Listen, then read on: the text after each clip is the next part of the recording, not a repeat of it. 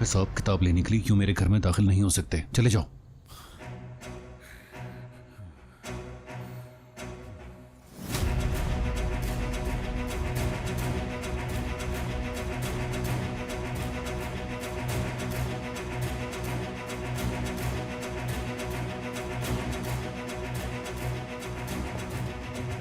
रियान,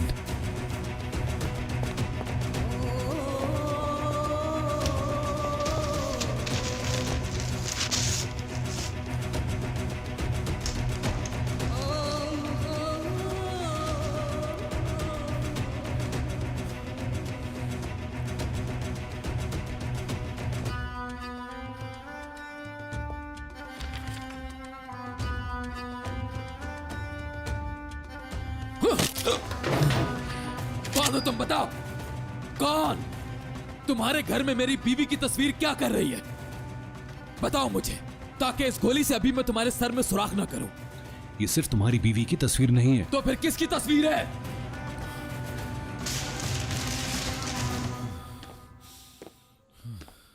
मुझे तारीखी जगहों और नेचर की तस्वीर लेना पसंद है।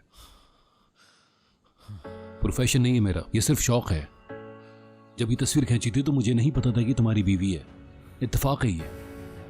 घोड़े, नेचर, प्यारा सा कपल, इसलिए तस्वीर खींच ली।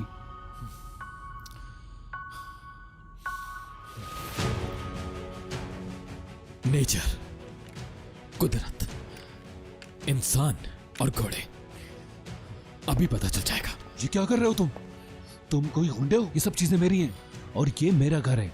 ये फोटो मेरी मिल्कियत है। दुआ करो कि मुझे कुछ और ना मिले। हटो। हाँ ठीक है, तुम आराम से देखो, मैं बाहर इंतजार कर रहा हूं।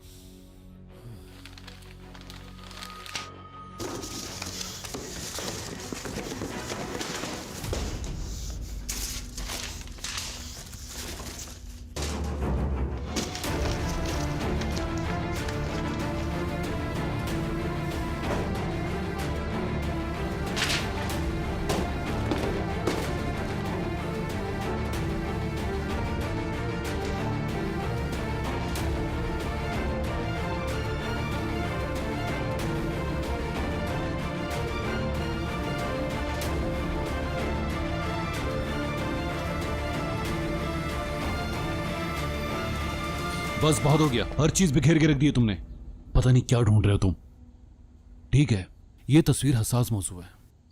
मैंने गुस्सा ठंडा होने तक सब्र किया, लेकिन बस चलो अब चले जाओ यहां से तुम। हाँ जा रहा हूं, सब्र करो। लेकिन पहले तुम मुझे बताओगे, आजाद पर तुमने गोली नहीं चलाई तो उसका इल्जाम अपने सर क्यों लिया?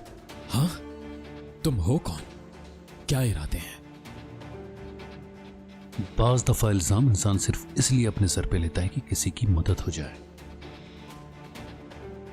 जानता हूं कि गोली तुमने चलाई थी। जब वो मुझे नजर आया तो उसने मदद की दरख्वास्त की। हॉस्पिटल मत जाओ, पुलिस ने तुम मदद करो। अब तुम्हारे लिए एक सवाल है मेरे पास, तुम जवाब दोगे।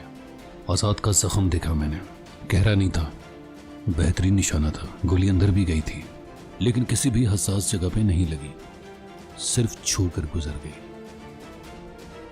सोचता हूं कि क्या आजाद वाकई खुशकिस्मत है या तुम्हारा मकसद उसे जिंदा रखना था।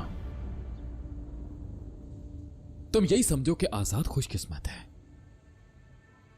ज्यादा होशियारी दिखाने की जरूरत नहीं। तुम जैसे बहुतों को सबक सिखा चुका हूं। अब मेरे सवाल का जवाब दो, इरादा क्या है?